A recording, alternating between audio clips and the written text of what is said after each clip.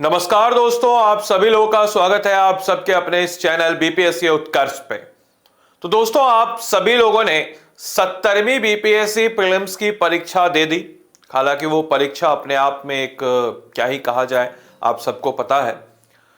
और उस परीक्षा के बाद आप सब कंफ्यूज हैं। मोस्टली जो है इस बार जो परीक्षा देने वाले अभ्यर्थी थे, उनमें से ज्यादातर ऐसे अभ्यर्थी हैं जो मतलब फ्रेशर हैं, जो पहली बार इस एग्जाम को सीरियस तरीके से पढ़ करके दिए। हालांकि क्वेश्चन का लेवल वैसा स्तर नहीं रहा, और जिनको मेंस के बारे में ज्यादा कुछ नहीं पता या बिल्कुल भी नहीं पता है, ऐसे लोगों की संख्या बहुत है।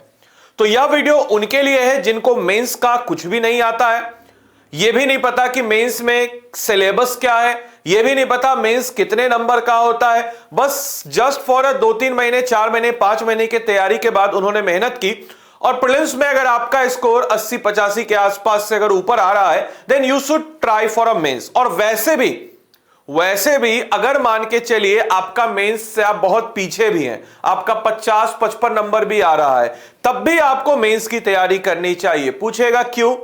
भले ही इस बार आप मेंस ना दें, लेकिन BPSC exam is all about the mains, क्योंकि prelims is just a qualifying, prelims is just a hurdle.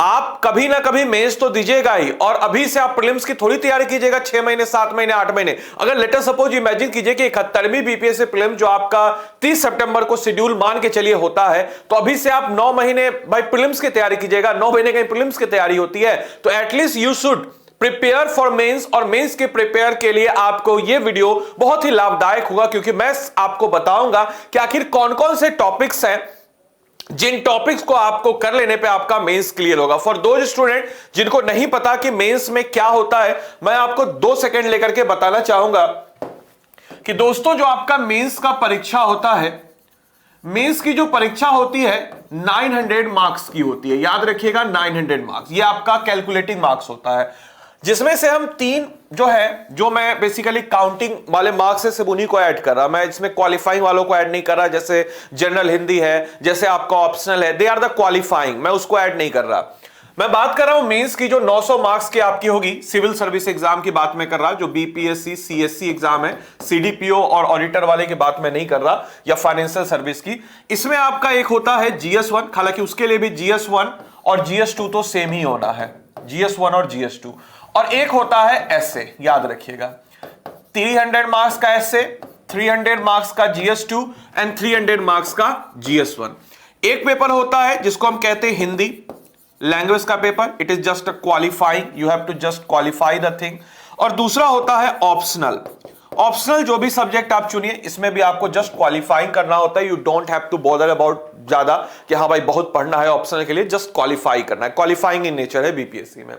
तो जीएस1 जीएस2, मैं इस वीडियो में आपके समक्ष जो बात रखने वाला हूं, that was all about the GS one and GS two के बारे में, कि भाई इन दोनों टॉपिक्स को मिला करके 600 नंबर है, और इस 600 नंबर में अगर आपने इस 50 टॉपिक को पढ़ लिया, तो आपको इस 600 नंबर में से 350 नंबर, या मोस्टली तो आप अप्रोच तो सारे नंबरों कर लीजिएगा, 350-400 नंबर लाने से कोई नहीं रोक सकता अगर आप अच्छे से तैयारी कर ले। अब आप बोलेगा सर 400 नंबर लाके ही क्या करेंगे? 600, मेरे भाई बहुत होता है 400 नंबर। ये प्रीलिम्स वाला परीक्षा नहीं है कि कट ऑफ हाई जाता है। आप देख लीजिए कट ऑफ 400, 450 नंबर आप अगर ले आए थोड़ा पुश करके खुद को, और इंटरव्यू आपका 120 नंबर का हुआ, उसमें आप 70-80 खींच दिए, आपका सिलेक्शन है भाई। तो भाई उस हिसाब से हम लोग को थोड़ा अप्रोच को लेकर के तैयारी करना है, ठीक है।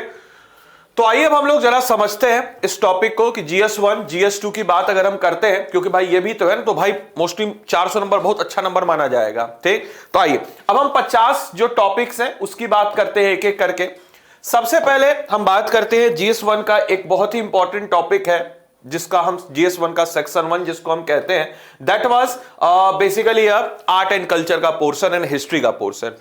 आपको ये 4 टॉपिक करने हैं, गारंटी देता हूं। अभी स्क्रीनशॉट ले लीजिए, इस 4 टॉपिक्स में से एक क्वेश्चन आपके आएगा, या तो 7 या 8 नंबर में आए, या तो 38 नंबर में आए, लेकिन इस 4 टॉपिक में से एक क्वेश्चन अगर नहीं आया तो आप मेंस की परीक्षा के दिन मुझे स्क्रीनशॉट भेजिएगा। मौर्य आर्ट, पाला आर्ट, पटना कलम और टेम्पल आर्ट, इन 4 में से एक क्वेश्चन 100% लिख लीजिए, आएगा ही आएगा, या तो 7 नंबर में आएगा या 8 नंबर में आएगा, नहीं तो 38 नंबर में आपके समक्ष ये क्वेश्चन बनेगा। ऑलराइट, ये 4 टॉपिक आपको करना है।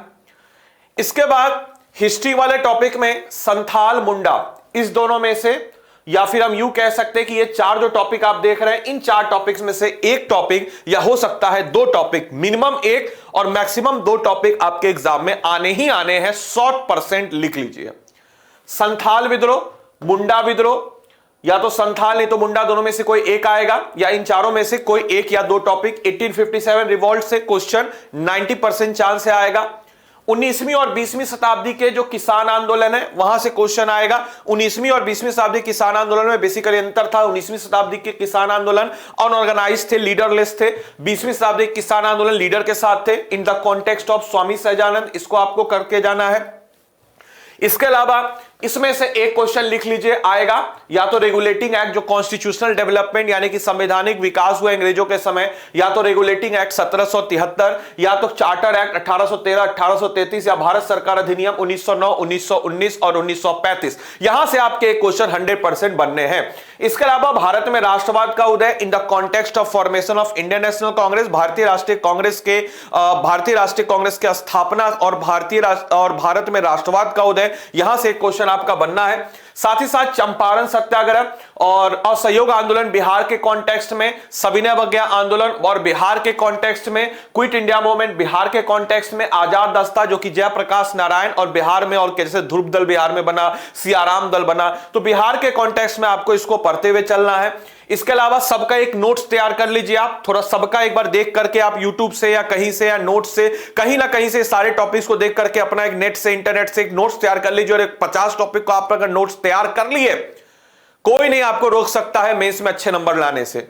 फिर उसके बाद spread of modern education in India and Bihar, Bharat में और बिहार में जो आधुनिक शिक्षा, खासकर एंग्लो जो शिक्षा हुई, जो अंग्रेजी शिक्षा पद्धति आई, उसका कैसे विकास हुआ, वो कैसे बढ़ोतरी हुई। साथ ही साथ गांधी जी के आइडियोलॉजी, जयप्रकाश नारायण के, रविन्द्रनाथ टैगोर के, राजेंद्र प्रसाद के, और कुछ इंपॉर्टेंट बिहार के पर्सनालिटी जैसे कि सचिदानंद सिन्हा हो गए, जैसे कि श्री कृष्ण सिंह हो गए। इन सबको अगर आप दिमाग में रख लीजिएगा तो आपको आंसर लिखने में काफी ज्यादा फायदेमंद होगा। तो ये छोटा छोटा टॉपिक सब है, इन सबको आप 1 पेज, 2 पेज, 3 पेज में आराम से सबका नोट्स बनाते जाइए और एक एक करके सबका बना लीजिए, आपका सफिशियंट हो जाएगा। डीआई जो है ये आपका सेक्शन 1 का, मतलब सॉरी जीएस 1 का सेक्शन 3 होता है डीआई, ठीक है। सेक्शन 2 होता है करंट अफेयर्स, सेक्शन 3 होता है डीआई। तो डीआई जो है दोस्तों, इसमें आपके 2 क्वेश्चन आपको करने होते हैं, और इसमें bar graph, pie chart, flow chart. इसके लिए आपको और कुछ नहीं करना है, प्रीवियस ईयर क्वेश्चन मेंस का उठाइए, हर साल के प्रीवियस ईयर क्वेश्चन को, पिछले एटलीस्ट 5-6 सालों के क्वेश्चनों को मेंस का डीआई का कर लीजिए समझ करके। ऐसा नहीं कि इसका आंसर वो होगा, उसका आंसर ये होगा, समझ करके आप उसके आंसर को कीजिए। That was more than sufficient, और आपका काम यहां से हो जाएगा। करंट अफेयर्स के लिए सर क्या करें? करंट अफेयर्स के लिए हमारा 24वां टॉपिक जो मैं आपको बताऊंगा, कुछ नहीं करना है, आज से अखबार पढ़ना शुरू कर दीजिए बस। क्योंकि करंट अफेयर्स आपका प्रीलिम्स वाले करंट अफेयर्स की तरह नहीं है कि हाँ भाई पढ़ लिए और टिक लगा दिए हो गया। मेंस की एक नुकसान होता है कि आपकी आंखों के सामने सही आंसर नहीं होता। प्रीलिम्स में आपकी आंखों के सामने सही आंसर होता है। अगर आपने इस टॉपिक को पढ़ा है तो आप के आसार होते हैं कि आपके सामने जब आप आंसर को देखें तो आपका दिमाग क्लिक करे और आप सही आंसर की तरफ चले जाएं। लेकिन यहां पे तो आपको आंसर क्रिएट करना है, तो आपको न्यूज़पेपर रोज पढ़ना होगा। इससे आपका आर्टिकुलेशन बेहतर होगा, इससे आपको कैसे आंसर राइटिंग लिखा जाए इसके बारे में जानकारी प्राप्त होगी। ज्योग्राफी की बात करते हैं, कुछ बेसिक कॉन्सेप्ट्स आपको करने चाहिए। प्लेट टेक्टोनिक थ्योरी, प्लेट्स कैसे माउंटेन बन रहे हैं, कैसे जो बेसिक कॉन्सेप्ट सब है, कैसे आपके मिड ओशनिक रिज बन रहा है, कैसे आपके वोल्केनिक माउंटेन बन रहे हैं, कैसे रिफ्ट वैली दरार वाली घाटी बन रही है, तो प्लेट टेक्टोनिक थ्योरी कीजिए। सी फ्लोर स्प्रेडिंग, समुद्र तल का प्रसार कैसे हो रहा है इसको देखिए। समुद्र तल ट्रेंच में अगर खत्म हो रहे हैं कैसे खत्म हो रहे हैं, समुद्र तल अगर मध्य महासागरीय कटक से बन रहे हैं तो कैसे बन रहे हैं, इस बेसिक कॉन्सेप्ट को देखिए। छोटा छोटा कॉन्सेप्ट है, इससे डायरेक्ट क्वेश्चन नहीं आएगा, लेकिन ये कॉन्सेप्ट आपको पढ़ना जरूरी है, क्योंकि इस बिना कॉन्सेप्ट को समझे हुए आप ना तो वोल्केनिज्म को समझिएगा, ना तो आप अर्थक्वेक को समझिएगा। साथ ही साथ कुछ क्लाइमेट से जुड़ी हुई घटनाएं, जैसे साइक्लोन, चक्रवात क्या होता है, 2 प्रकार के चक्रवात होते हैं, ललाट चक्रवात, उष्णकटिबंधीय चक्रवात। ललाट चक्रवात से से कैसे हमारे भारत में ठंड के समय में वर्षा होती है, सब रिलेशन, और साथ ही साथ हमारे भारत में मॉनसून के कॉन्टेक्स्ट को भी आपको समझना होगा। साथ ही साथ एल नीनो क्या होता है, ला नीनो क्या होता है, इसका कृषि पर क्या प्रभाव होता है, कब ज्यादा बारिश होती है, कब कम वर्षा होती है, इसके पीछे का साइंटिफिक फेनोमेनन और किस हिसाब से चीजें घटित होती है, विद डायग्राम आपको बना लेना है, समझ लेना है।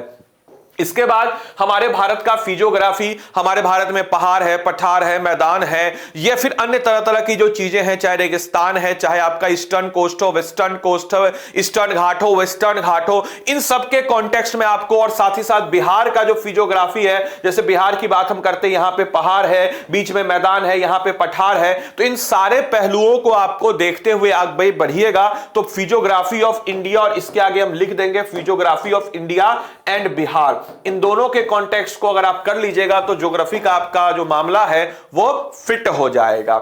इसके बाद अगर हम बात करते हैं दोस्तों इकोनॉमिक्स की, तो इकोनॉमिक्स में बेसिकली सॉइल से, क्योंकि एग्रीकल्चर निर्भर है, तो soil and minerals in India and Bihar. Bihar में खासकर जो सॉइल का क्या है भूमिका, बिहार को थोड़ा अच्छे से डिटेल से देखना है। इंडिया में तो देख लीजिएगा, हाँ यहाँ पे जलोढ़ मिट्टी है, यहाँ काली मिट्टी है, लाल मिट्टी है, लेटराइट सॉइल यहाँ पे ये, तो बिहार में कितने प्रकार की मिट्टी है उसको थोड़ा डिटेल से डायग्राम के साथ आपको देख लेना है। मैंने बहुत सारे वीडियो यूट्यूब पे दे रखे हैं, ये सबको भी देख लीजिएगा, बहुत फायदेमंद होगा इन सब के लिए। ऑर्गेनिक फार्मिंग एक नया टॉपिक है, इसको देख लीजिएगा। फार्मिंग पैटर्न और एग्रो क्लाइमेटिक जोन जो है हमारे बिहार में, उसमें 3 एग्रो क्लाइमेटिक जोन आते हैं, 3 का फिर 2 पार्ट होता है, इस सबको थोड़ा देख लीजिएगा। खाद्य सुरक्षा, फूड सिक्योरिटी कितना इंपॉर्टेंट है। इसके अलावा ट्रांसपोर्ट, यातायात, इंफ्रास्ट्रक्चर और उसका महत्व टूरिज्म में। टूरिज्म यानी कि आजकल का एकदम बिल्कुल रिसेंट टॉपिक है कि भाई पर्यटन, बिहार पर्यटन को बढ़ाना चाह रहा है, उसके पीछे का क्या क्या मैकेनिज्म है, इन सारे टॉपिक्स को देख लीजिएगा। फॉरेन ट्रेड्स, इंटरप्रेन्योर बहुत ही तगड़ा आया है। उद्यमी, उद्यमिता क्या होती है, उद्यमी के लिए क्या क्या चीज चाहिए और सरकार को क्यों पुश करना चाहिए, इन सब चीजों को देख लीजिएगा। इकोनॉमिक डेवलपमेंट इंडिया, भारत में पिछले 5 सालों में जो 5 ईयर प्लान और कैसे इकोनॉमिक डेवलपमेंट में, इन सब चीजों को देख लेना है। इसके बाद साइंस एंड टेक्नोलॉजी, जो कि GS2 का सेक्शन नंबर 3 आता है, साइंस एंड टेक्नोलॉजी। इसमें आप स्पेस टेक्नोलॉजी को देख लीजिएगा, बायोटेक्नोलॉजी को देख लीजिएगा, इन्वायरमेंट और उससे जुड़े हुए कुछ समस्याओं को, प्रदूषण, ये सब सारी चीजें, क्लीन एंड ग्रीन एनर्जी, इन सब चीजों को देख लीजिएगा।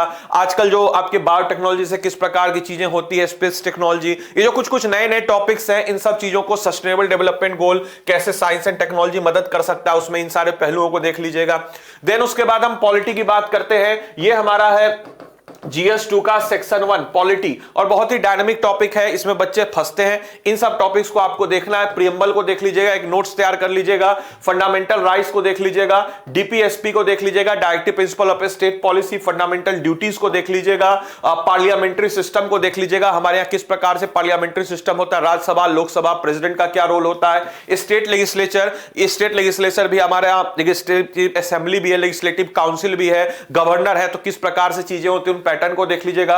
राष्ट्रपति को देख लीजिएगा, राज्यपाल को देख लीजिएगा, जुडिशरी सिस्टम, और साथ ही साथ जो है पॉलिटिक्स इन बिहार, बिहार में जो राजनीति है, और साथ ही साथ बिहार में जो राजनीति का क्रिमिनलाइजेशन है, जो हमारे बिहार की एक शुरुआत में छवि बनी थी एक समय, जो हम कह सकते हैं बिहार में कैसे हमारे बिहार में राजनीति का ध्रुवीकरण हुआ, इन सारे पहलुओं को भी देख लीजिएगा। थोड़ा सा कास्ट पॉलिटिक्स इसमें जोड़ के आप थोड़ा देख लीजिएगा कि बिहार में कास्ट पॉलिटिक्स कैसे है, क्योंकि डायरेक्टली इनडायरेक्टली आपके यहां से क्वेश्चन बनने के आसान है। इलेक्शन कमीशन देख लीजिएगा, और रीजनल पार्टी का क्या महत्व है बिहार में, इसको देख लीजिएगा, क्योंकि बिहार में बहुत सारी रीजनल पार्टियां हैं।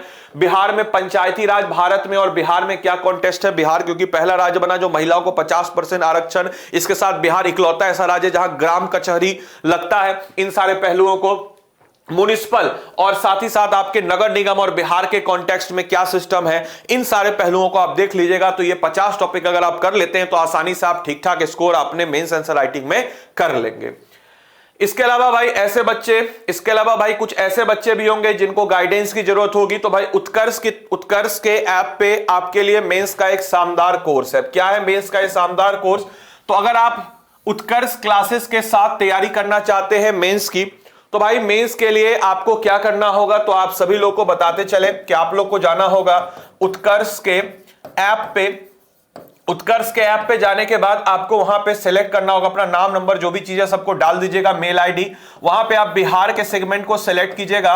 बिहार के सेगमेंट को सिलेक्ट करने के बाद आप वहां पे बिहार पीएससी आएगा, उसमें आपके समक्ष होगा एक मेंस की क्लासेस, जो लाइव क्लासेस है। ये मेंस की क्लास शुरू होने वाली है। इस मेंस की क्लास में आपको बताते चले कि लाइव एंड रिकॉर्डेड क्लास आपको मिल जाएगा। और आप लाइव क्लास नहीं देख पाते तो आपके लिए रिकॉर्डेड क्लास 24/7 अवेलेबल रहेगा।